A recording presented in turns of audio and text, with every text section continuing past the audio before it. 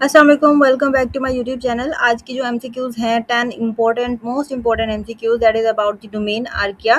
सो उसके बारे में हम एमसीक्यूज़ डिस्कस करते हैं without wasting our time. Question number 1, archaea belongs to which level of biological classification. तो आर्किया जो है वो किस बायोलॉजिकल क्लासिफिकेशन में आती है? तो आर्किया बैक्टीरिया और यूकैरिया जो है वो क्या है, तीन हमारे पास डोमेन है। तो बायोलॉजिकल क्लासिफिकेशन कौन सी होती है? इनकी डोमेन वाली होती है।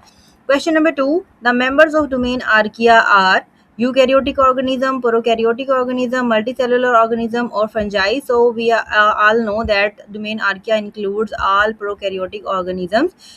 Both domain Archaea and domain Bacteria has जो है prokaryotic organism. Question number 3.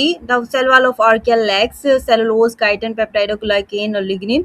So the answer is peptidoglycan. ठीक है, तो होता तो ये बाकी चीज़ें भी नहीं है इसके पास, ठीक है, लेकिन जो है वो हमारी जो बुक की लाइन है that is about the cell wall of archaea lacks peptidoglycan. ठीक है, बैक्टीरिया से कंपेयर किया जाता है उसको कि बैक्टीरिया की सेल वॉल में पेप्टाइडोग्लाइकेन होता है बट आर्किया की सेल वॉल में नहीं होता है। Question number 4, which group of archaea produces methane gas. कौन सा आर्किया का ग्रुप है जो कि मीथेन गैस प्रोड्यूस करता है? तो इसका जो नाम होता है वो इससे मिलता जुलता ही होता है, that is the methanogen. Archaea are commonly found in, कहाँ पर पाए जाते हैं? These are the commonly found in extreme environment. ये इनकी जो है वो इस डोमेन की कैरेक्टरिस्टिक है कि ये एक्सट्रीम इन्वायरमेंट्स में पाए जाते हैं। अक्सर जो है वो जहाँ पर बहुत ज़्यादा हार्श कंडीशंस होती हैं वहाँ पर भी ये सर्वाइव कर लेते हैं।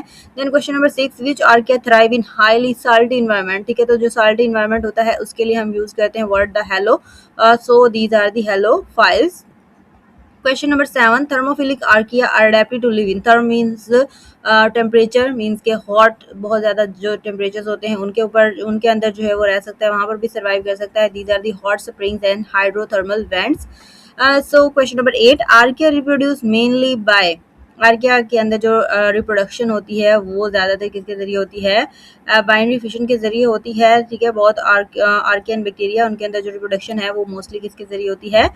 Binary fission. ठीक है, विच of the following is the characteristics of archaea. They have a true nucleus. नहीं, ये इसकी कैरेक्टरिस्टिक नहीं है, इनके पास ट्रू न्यूक्लियस नहीं होता। They contain membrane bound organelles, ये भी नहीं है। They are prokaryotic but genetically distinct from bacteria. So ये इसकी जो है वो एक प्रॉपर्टी है कि ये प्रोकैरियोट तो होते हैं लेकिन इनका जो जेनेटिक मेकअप है या बाकी दूसरे जो स्ट्रक्चर हैं वो क्या होते हैं? बैक्टीरिया से डिफरेंट होते हैं थोड़े से। देन उसके बाद क्वेश्चन नंबर 10, लास्ट क्वेश्चन है हमारे पास, which of the following domain is most closely related to archaea. तो आर्किया की जो कैरेक्टरिस्टिक्स हैं वो बैक्टीरिया की बजाय सबसे ज़्यादा किससे मिलती हैं? यूकैरिया से मिलती हैं। सो ये थे हमारे पास डोमेन आर्किया के 10 मोस्ट इंपॉर्टेंट क्वेश्चन। ठीक है, तो होपफुली आप लोग का जो कॉन्सेप्ट है वो क्लियर हो गया होगा। अगर आप लोगों के कॉन्सेप्ट क्लियर तो आप लोगों ने इजीली इन एमसीक्यूज को सॉल्व कर लिया होगा। अगर आप लोगों ने ये एमसीक्यू सॉल्व किए हैं तो आप लोग कमेंट में लाजमी बताइएगा कि आपके कितने एमसीक्यूज ठीक हुए और कितने गलत हुए, कौन से ऐसे एमसीक्यूज है जिनमें आपको कोई कन्फ्यूजन है। सो मिलते हैं आप लोगों से नेक्स्ट लेक्चर में। ऐसे बहुत सारे जो एमसीक्यूज हैं और लेक्चर्स आप लोगों को इस चैनल पर लाजमी मिलेंगे, तो आप लोग चैनल को सब्सक्राइब लाजमी कीजिएगा। Thank you so much.